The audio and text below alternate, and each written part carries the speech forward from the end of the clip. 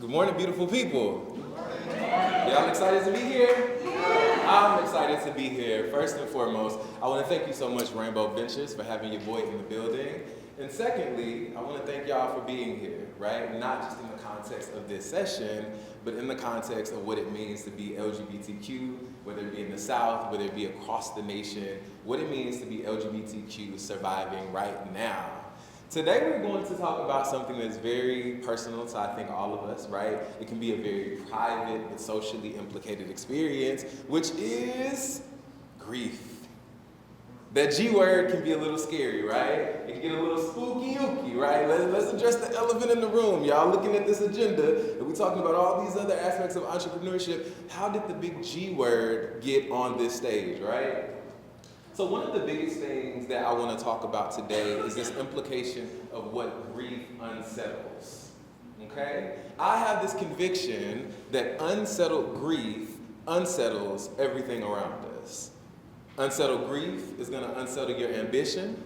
It's going to unsettle that entrepreneurial vision, right? Those things that we don't tend to have great implications for the way that we show up in our world. I have the power of God now. Thank you.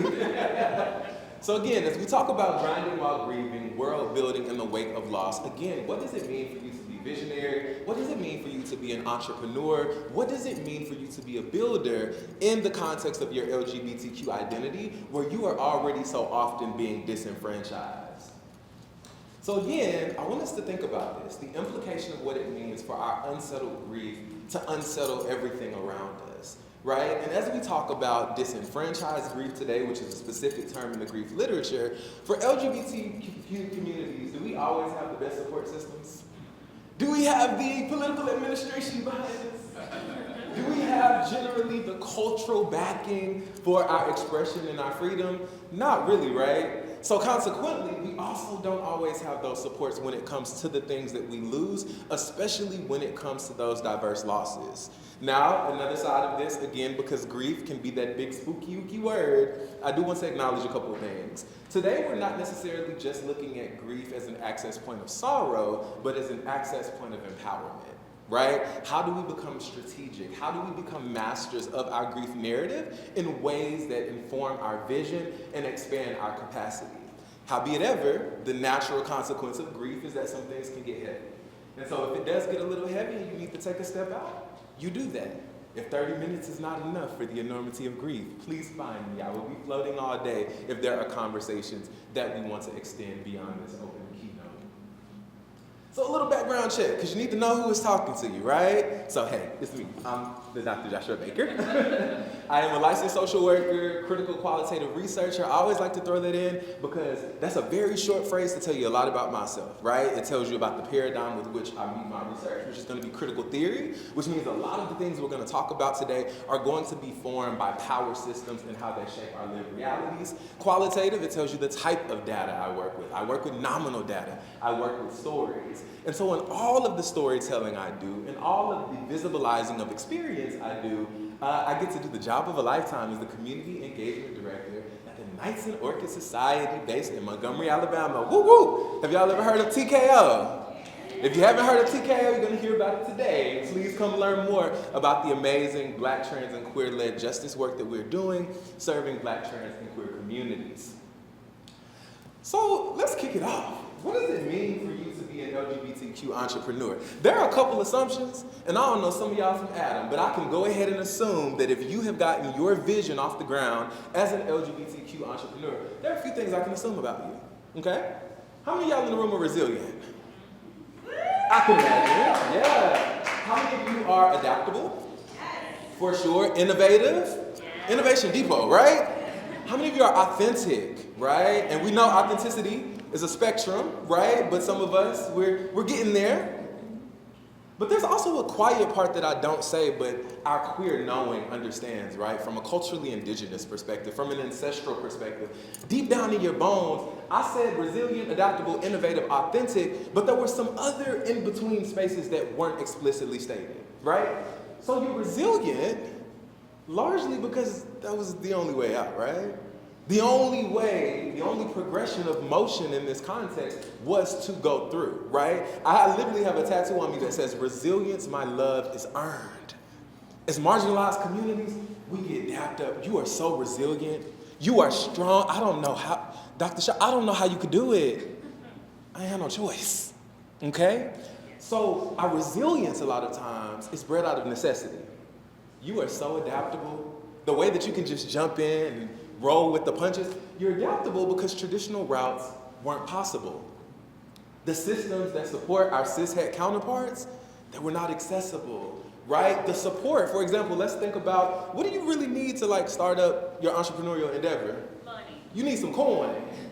There are some instances where if you had a parental support network that supported you based upon your cishet versus your core identity, there would be some money that might have been in that conversation. Even if it was your money and you were kind of in the red for a while, the parental support of having a place to crash out, right? Somewhere that you could go back to, even beyond the economic, right? What are the emotional implications, the psychological implications of having a support system that allows you to navigate these normative routes, right? So you're adaptable because traditional routes weren't possible. You're innovative because survival mode sharpens you. There's some things that you're going to learn in the wilderness that you are not going to learn outside of it, right? And finally, you're authentic, but with many spiritual depths first. How many of y'all are liberated and free and full in your queer identity? You feel like you can go scream it out from the mountaintops. How many of y'all in the building, right? Was that day one? Day one, because I can tell you day one didn't look this fabulous, okay? This was bought, okay? This was earned, honey, okay? So when we, again, are talking about grief, and we're going to talk about manyfold grief today, right? Which is expanding beyond these conceptualizations of physical death, but beyond to the emotional, spiritual, and psychosocial deaths that implicate us as LGBTQ visionaries. So defining grief, what are we talking about, right? So when we are referring to grief, we are most often talking about this anguish experience after a significant loss, usually the death of a beloved person. But here's the important part. It says usually, right? So when we expand our ideas around grief, we're not just talking about physical death, but we're also looking at this latter portion, which can be regret for something lost, remorse for something done, or sorrow for a mishap to oneself. Now, as LGBTQ folks, this is where grief becomes really interesting in the way that we experience what is called disenfranchised grief. Now, this is grief that is socially invalidated, unrecognized due to barriers such as stigma-based secrecy, social sanctions, and denial of public expression, okay? What does that look like in real time? That looks like the divorce or the separation, that relationship that your parents didn't support anyway, that your friends were skeptical about anyway. So when you are going through the emotional and psychological throes of that ending, they don't really know or want to be there in ways that, again, your cis counterparts might see, right? Coming out. I already know there are a breadth of diverse experiences for what that process has looked like historically for all of us in this room, right? There were some really great coming out experiences. There were not so great experiences, right? There were some relationships that were fortified, that became so much stronger, and there were some relationships that dissipated completely, right? When we think about custody of children, when we think about legal aspects, when we think about housing crises, when we think about homelessness, right? One thing that I, as a black cis gay man, am always going to do when I walk into the room, black trans folk are at the top of my agenda, okay? When we talk about intersectionality and we talk about what it is to use your privilege and your power to open up space that may have less power and privilege than you, right? Let's center black trans folk at this conversation when we think about houselessness, right? When we think about job discrimination that leads to that pervasive unemployment that can shift the entire trajectory of someone's life. Now, how do black trans folk grieve when they can't even be properly visibilized in our media? In our cultural safe spaces, right? So a lot of my doctoral research was specifically looking at this confluence of anti-blackness and anti-queerness, which is to say what? Sometimes you go into a queer space, but when it don't look like you, it's not the safest space that you can be in.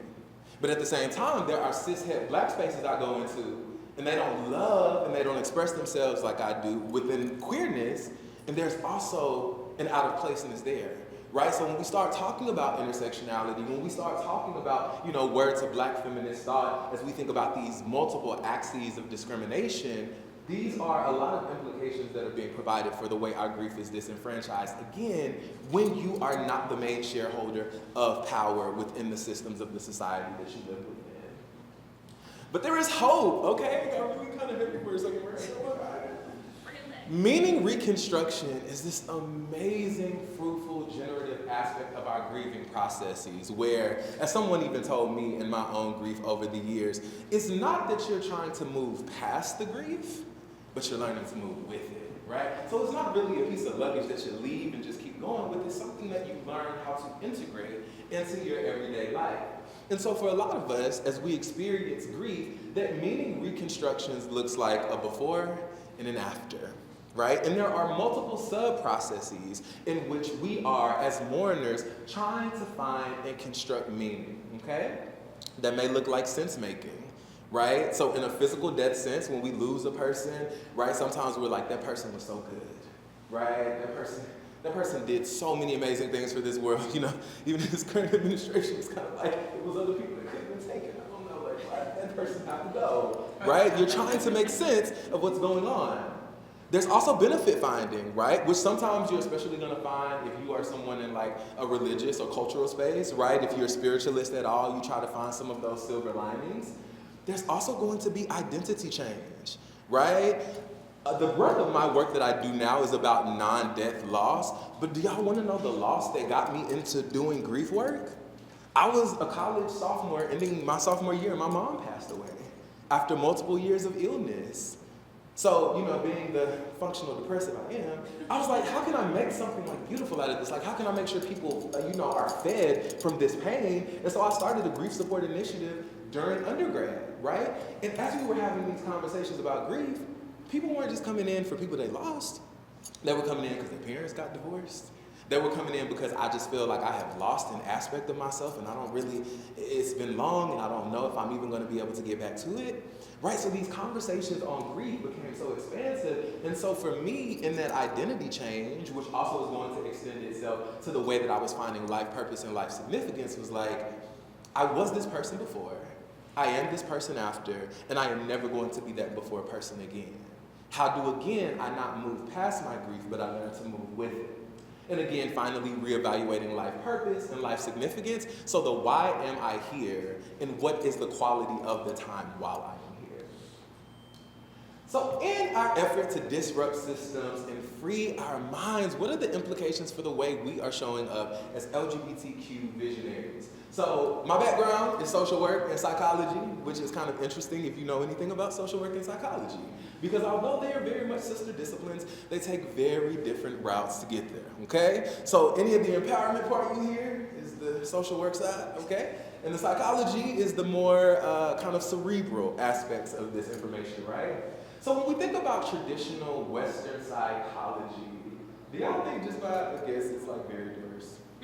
Does it embrace, a multitude of cultural ways of knowing? Or historically, would you say that traditional Western psychology has kind of leaned into prizing and prioritizing the voices of a certain demographic? That nod tells me you know what you're talking about. So liberation psychology invites us to kind of flip traditional Western psychology on its head, right? And there are a couple things that a liberation psychological approach invites us to do in the way that we're world building, especially as grieving LGBTQ visionaries, entrepreneurs. Number one, it allows us to promote a collective critical consciousness. How many of you have ever heard of that term, collective critical consciousness? Now, how many of you have heard of woke? That's exactly what it is. You see what happens when people get to co-op terms? Being woke simply means being critically aware of the socio-political time and moment that you're living in, right? So you know how it's a whole gaggle of people who are just like, oh, we gotta kill that woke virus? And then you say, define that for me, please. And they can't define it. You can now define it. Critical consciousness. Again, it is about how you are being aware of the socio-political environment around you and how your positionality, right, the social identities you occupy, how they are informing the way that you're experiencing the world. So not only are we trying to promote this collective critical consciousness, right? I want you woke, I want you woke. If the woke virus is out there, I'm trying to spread it to all of you, okay? We also want to examine collective conditions rather than individual pathologies. And this is why this becomes very important in the way you're trying to understand how your grief story is intersecting with your entrepreneurship. Grief is not something that you produced, it's something that you experienced. But if you live your life thinking that the grief was something that you gave yourself, that completely alters your trajectory from the alternative, right, which is to look at the actual collective conditions of your experience. So if you have struggled, right, because again, maybe there was some familial disownment, right? Maybe there were job opportunities, professional opportunities, even social opportunities foregone, and you find out through the grapevine, yeah, you know it's because you gay, right? You know it's because you're trans, right? Like, they're not going to tell you, but like my ear to the ground, that's what it is, right? When we think about those experiences, you can either leave that room and say, damn, I was too trans, damn, I was too queer, damn, I was too this, and I shouldn't have done that. Or you can look at the broader system and ask, well, why isn't the system inclusive, right? Black is never the problem, anti-blackness is. Queerness is never the problem, anti-queerness is, right? Again, we are talking about the context of disrupting these systems of oppression. In addition to that, what does that look like in real time? Naming and confronting structural violence. I think this time is a perfect beginning to show what it looks like to not just take something lying down, right? We are speaking truth to power every day, no matter how disempowered we may feel, no matter how much we may be grieving the world pre-certain administration, okay? Which it wasn't even perfect then, but it was different. We're grieving that difference. And finally, again, disrupting these oppressive internalizations, right? Again, when we're thinking of a depathologized perspective on the way that we're experiencing grief, on the way we are seeing some of these stressors, we are thinking about what it means to turn off that pathological idea in your head that you are doing this to yourself. And so, as you whirl, Bill, right? Because again, what I love about what today offers us is this opportunity for respite with each other, right? This is an opportunity for radical communal collective care. Because y'all are grinding, and y'all say that part out loud all the time. But y'all do not say the grief part all the time. And that grief is present in everything that you're doing. So as you're looking at world building, as you're thinking directly about the way you're showing up in your LGBTQ entrepreneurship, ask yourself, how are you making room for recognition? Again, this is a great day to do it, right? We're talking about it. We're doing the uncomfortable thing, and we're leaning into the possibility of radical communal care just by being in the space and just being willing to have the conversation. How are you also making room for recovery, right? Because the beautiful thing about being an entrepreneur is that you're a visionary.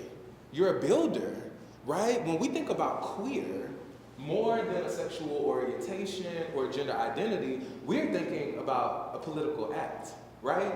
We can queer the world around us. We can subvert the normative around us, right? Just because the normative has been given to us does not mean that that is the way we have to do it. So why would you not queer your entrepreneurial endeavor? When you're building policies, what would it mean for you to be grief-facing and grief-forward in the way you think about it? I get to have my amazing executive leadership, some of my beautiful TKO team in the building today, and there has been monumental grief that we have faced over the years, from physical death grief to the grief of transitions of relationships. And I've had conversations with my ED about like, yo, how can we be forward about this grief? Like, how can we assess what's going on? How can we be intentional and lean into our staff and make sure that they're getting what we need, right? Because we're a queer organization in terms of sexual identity and gender identity representation, right? But we're also queer in our politics, right? We can't think we're going to win duplicating the systems that have oppressed us and kept us out. And finally, are these online or offline processes? And this is where this becomes very important, right? So this presentation isn't an imposition. It's not telling you what you have to do, but it's encouraging you for what you could do. When I say, are these online or offline grieving processes, what I'm asking you is, in your LGBTQ entrepreneurship, is grief as a forward-facing story something that emboldens your business, right? Is it something that builds it? So as a community engagement director for an amazing Black trans and queer organization doing Black trans and queer justice work, grief is there. Grief is not something I happen to stumble upon. Grief is something I have to be intentional about. When I am meeting people who live at my intersection and we discuss the monumental losses that we've been through, grief isn't something that just happened by accident, right? Grief is the intentional product of a colonial project that is sought to separate and dispossess, okay? As a personal brand, as a teaching artist, as a storyteller, grief is important to what I do. The grief of my mother, right? The personal griefs that I have endured, the way that I encourage people to storytell. This is very important. You may do something completely different that you're like, I don't really know how grief is about to come up in the way that I am actually shifting my entrepreneurship to the way that the world sees it. However, what I encourage you to remember is that whether it is an online or offline process, you do need to do the grief work. As I say, do the grief work or the grief will do you. Lay out the grief or grief will lay you out, right? So we want to, again, in radical community care, be very progressive and not reactive but proactive about the way that we are embracing our grief. And so what does mapping some of these liberated models look like? Again, number one, naming and restoring your grief narrative, right? Especially in the context of the disenfranchised grief you've experienced as someone who is queer, right? What does it mean to not only face these incredible losses, but then also experience the incredible injustice of not having the cultural, communal, social, political networks that could actually support you through that grief? When we talk about restoring in narrative therapy, restoring is this process of stepping out of your story, looking at it, and trying to see from different vantage points things that you did not originally see. So remember when I talked about disrupting those negative internalizations, right? So maybe your grief that you're holding today is about, again, some relationship strain, right, in response to queer identity, right? Or some ways that you have been othered, ostracized, kept out of the good old club, right, because of your queer identity. When you're stepping out and restoring your narrative, that could be something as small as, again, the shift from my queerness was the problem versus the anti-queer politics of that system were the problem. And that may seem like a small shift, but it can make massive strides in the way that you are approaching the world that you want to build for yourself, right? Because bigger than just the entrepreneurship, this is your life that you are talking about, right? The things that you are taking in terms of these skills of restoring and rebuilding, they extend far beyond just the context of entrepreneurship. In addition to that, as we again talking about identifying access points of structural disruption, again, when we think about authenticity as the spectrum, and we have all traveled at various points, there are ways that you show up today that are disruptive, right? There is something about this fashion as a black cis-presenting man that is disruptive to the way that you think about black masculinity, right? And whether you are consciously or subconsciously doing it, the neural pathways are being rewired for what is possible, right? So when we are identifying, again, these access points of structural disruption, ask yourself, what are the ways, again, that I am queering the world around me from a political perspective, not just in terms of who I am from my sexual or gender identity. And finally, one of my favorites, assess and express your needs early and often. Honey, and that's free game, okay? If y'all, I can send the invoice if y'all want to, because that was good, okay? When I say assess and express your needs early and often, have y'all ever been in a relationship and you know it's going south, but you don't say nothing because you like, it's gonna get better. I'm gonna talk about that right now, and it didn't get better. In our relationships, in the same way that when we feel something shifting, as soon as we feel it shifting, we need to assess it, okay? We need to understand what's going on and we need to express it, right? Because that gives everybody involved the best possible opportunity to win when we are assessing the cancers early and often. And so when you are thinking about the concept of your grief, how it is affecting your entrepreneurship, how it is affecting the way you're able to dream and build your vision, don't wait till the grief lays you out to want to start talking about it. I'll never forget, after I lost my mother, I had a good friend who had already experienced grief herself, and she said, ask for what you need now so you don't have to beg for it later. Ask for what you need now so you don't have to beg for it later. As marginalized communities, we do a lot of begging. Let's not beg in our grief. And finally, these are some questions, because I am kind of an interactive type of person. I know we're limited for time, and so if we don't get to all of these questions, there are really two main ones, but I want us to kind of think about, and I want to actually hear from y'all. Because again, as this active radical community care, it isn't just about me giving the tools, it's about us troubleshooting in real time. What does any of this mean? So as you continue to build out your bold and bright TLGBQ entrepreneurial future, what is one area of ache that may be an access point of reclamation? And if anybody would like to share. the initial struggle to like branch out and actually talk to people and talk about your ideas, to let go of your ideas, and to necessarily not think of them also like sacred, but being like, okay, I know enough about this, and I'm comfortable enough in this space to let it go and have people interpret it, whether or not their interpretation of it is good or bad, to actually let my idea have the space to breathe and actually eventually allow it to grow. I think a lot of that comes from grief in terms of like grief giving you propensity to shrink. Yeah. And kind of like curl up into yourself, but I think the more that you interpret and let people like into your space to give yourself the best chance to get help, yes, ask for help, I think that also translates really well to your entrepreneurial journey, to actually interpreting and interfacing with your ideas that you think you're working on actually. Yes, that is so good. Can we get a round of applause for participation? And not only participation, but insight, right? Wisdom that shifts us. Because as our friend said, grief can shrink you, right? Because from our experience, if grief is taking things away, what am I probably going to want to do with the things I have left? I'm going to hold on. I want to keep them close to my chest, right? And so, to your point, that area of ache, which may be shrinking in one context, let's reclaim something, okay? What is the inverse of that? If I lose a lot of things and I am just hell-bent that I have to keep everything else, my experience with loss also tells me that I can lose and survive. What did we talk about earlier about resilience? Why did we become resilient? Because we had no choice. Why are we still here after some losses that felt like soul-crushing? There was no other way. And so in the same way, when you're thinking about your entrepreneurial visions, there are these things that you are scared to do, these leaps that you are scared to take, but guess what? You forward tough. You worked your muscle, right? And you're continuing to work your muscle as an LGBTQ entrepreneur who knows what loss is, but who also knows what it means to survive loss. Are there needs that are arising within this space that need naming? And are there access points for collective care even in this moment? I'll kick off and say it absolutely is, just by y'all being here in collective witness. Right? Y'all letting this person hop on stage and talk about his grief work and opening up the possibility that it has some intersection with the work that you're doing. Right? What it means to be in community and to now, even if it's nothing more than looking at people differently in this room, right? Because some of y'all known each other for a very long time, right? But how many of y'all know that y'all are like meeting each other newly every day?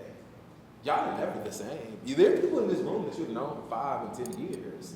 And they are not the same people that you initially met. They have lost things. They have gained things. They have lost more things, right? So there have been so many iterations of us. So as time comes to a close, again, I want you to be intentional with the way that you're holding space for each other, the way you think about all these badass visionaries and entrepreneurs and professionals to the side of you, right? Because again, we talk about the work a whole lot. We talk about the grind, but we don't talk about the grief, right? And so everybody in here that has the capacity for that professional greatness, they also have the capacity for monumental grief. And as a final note, word to the Black ancestors who have always guided us, Ashe, rest in peace to Nikki Giovanni, who gave us this line that forever transformed me, and I hope as I close out it transforms you. It is not unusual to sift through ashes and find an unburned picture.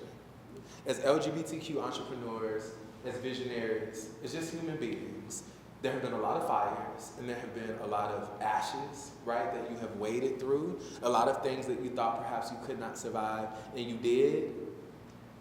But even in those ashes, there's an unburned picture. And so as you are world building, as you always keep at the forefront, what is the unburned picture that exists still in the ashes? Thank y'all so much. Come holler at your boy. I love talking grief and implications for our success. So thank y'all so much and happy Summit Day. Let's do this, y'all.